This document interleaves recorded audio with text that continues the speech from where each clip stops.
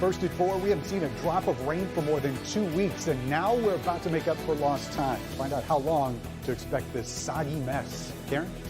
All right, Ben, also first at 4, President Trump under fire for new reports about his taxes. And Joe Biden's campaign ready to cash in. We'll show you.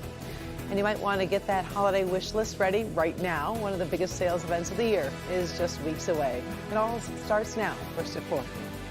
Live from downtown Detroit, home of WDIV and Click on Detroit, Local 4 News First at 4 starts now.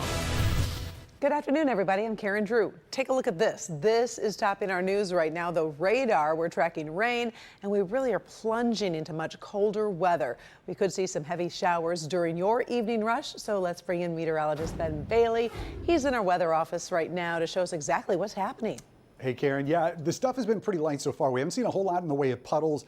Everything's been sort of soaking into a pretty dry ground so far. But as you mentioned, some of these showers could get a little bit more intense as we go forward through the evening hours tonight. There's going to be a little bit of some upper level support. So 6, 7 o'clock, you're going to see these become a little bit more numerous across the area. By 10 o'clock, just about all of us should be dry with just the north zone hanging onto a few of those showers. And then everybody dries out after midnight tonight. Temperatures will be the other story this week. We are staying in the 50s through the evening hours tonight, and some of our high temperatures may not get beyond that mark as we look forward into the next 7. We'll look at all that for you coming up in just a few minutes. Karen? A police investigation continues after 6 people are shot outside of a gentleman's club on Detroit's west side. Take a look. This is new surveillance video of the silver truck police are looking for. The shooting happened early this morning in the parking lot of the Sting Gentlemen's Club on Michigan Avenue near Clippert Street. Police said 4 men and 2 women, all in their 20s, were shot. No arrests have been made. If you happen to recognize the car in the video, please contact Detroit Police. The newest FBI report on violent crime has some encouraging numbers, but the city of Detroit has the unwanted distinction of the most violent city in America. The FBI reports violent crime in 2019 was down 0.5% across the nation compared to 2018. Violent crimes include murder, rape, robbery, assault, car theft, and arson. In the city of Detroit, violent crime was down 3%. However, Detroit still had the highest rate of violent crime among the nation's large cities. The Defenders getting reaction to the report from the most dangerous corner in the city, according to the Gang Squad. What we are learning when you join us, new at 5. Detroit is moving its free regional COVID-19 testing operation indoors. Starting tomorrow, the city will do all of the testing inside the Joseph Walker Williams Community Center on Rosa Parks Boulevard. Now, you might recall Detroit originally set up the testing sites at the former Michigan State Fairgrounds. Fairgrounds site shut down on September 24th. In a 6-month span, more than 55,000 tests were conducted at that site. Meantime, here's a look at the newest COVID numbers from the state of Michigan. The 2-day total of new cases is just over 1,300. That's for Sunday and Monday. 8 additional deaths have also been reported.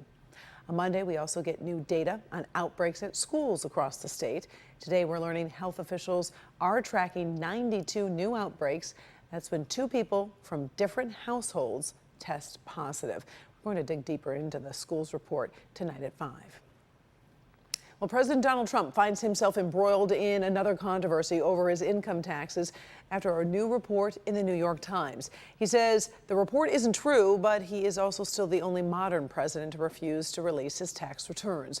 Let's bring in Local 4's Kimberly Gill. She's tracking the latest information from our newsroom. Kim. Hi, Karen. Good afternoon. It's important to note that we have not seen the documents mentioned by the New York Times, but the report raises key questions about the president's income, how much he pays in taxes, and the president's reputation as being a successful businessman.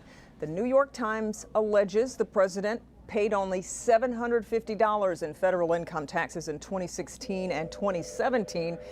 It also says President Trump paid no federal taxes in 10 of the 15 years before he became president. Plus, the president reportedly owes more than $300 million in loans that he's personally responsible for in the next 4 years. And the Times alleges President Trump has used his status as president to attract businesses to his private properties, creating conflicts of interest. Journalist Carl Bernstein, who helped break the Watergate scandal, says, don't let the president deflect your attention.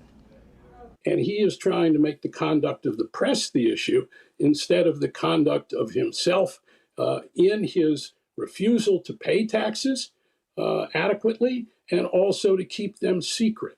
This is the smoking gun about who Donald Trump really is and what his presidency really is. Actually, I paid tax, and you'll see that as soon as my tax returns.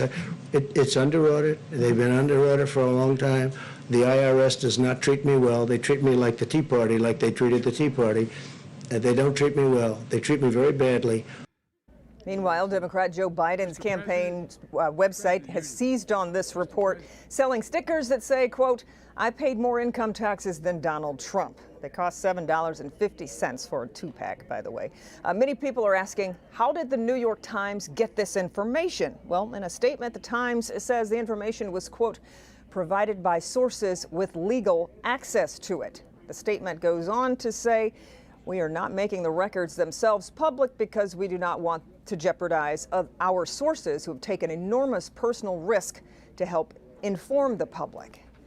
Karen, we'll keep an eye on any new developments. We'll have more coming up on later editions of Local 4 News. For now, we'll send it back to you. All right. We'll see you tonight at 5. Sure.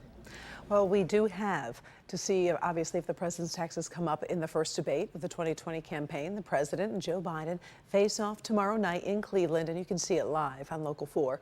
Plus, Grant Herms and the Local 4 Trust Index team will be fact-checking what the candidates say live during the debate. You can watch the fact-checking simultaneously on clickondetroit.com when the debate starts tomorrow at 9.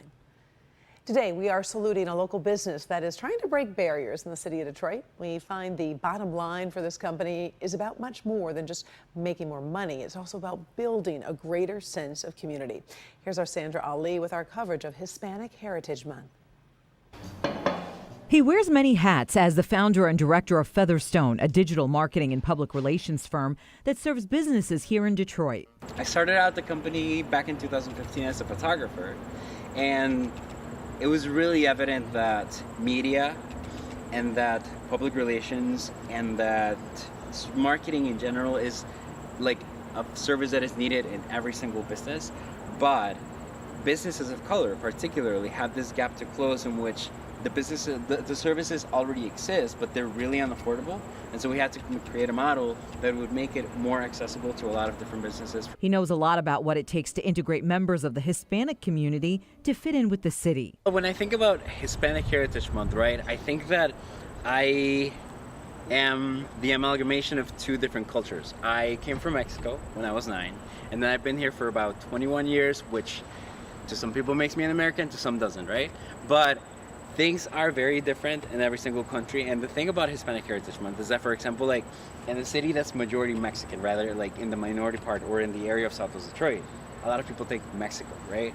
But Hispanic Heritage Month extends to literally all the countries that speak Spanish. Not even the Latino ones, like just the ones that speak Spanish. And so that encompasses so much more. He says inspiring change begins with listening to each other. Literally, we all talk, but a lot of people have that trouble of listening, and that's pretty much what media and public relations are about.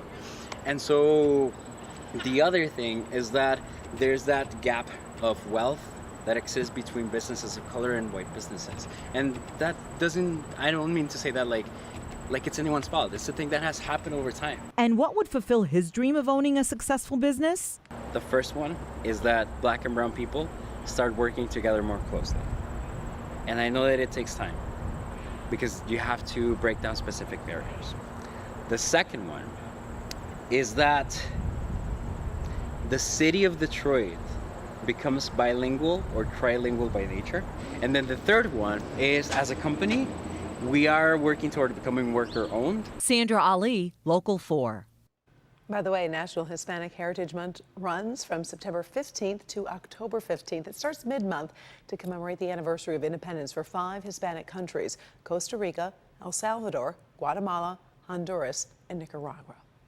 Still ahead, your first at 4 holiday deals before Halloween, when retail giant is shaking up the shopping landscape, pressuring rivals, and you could reap the benefits.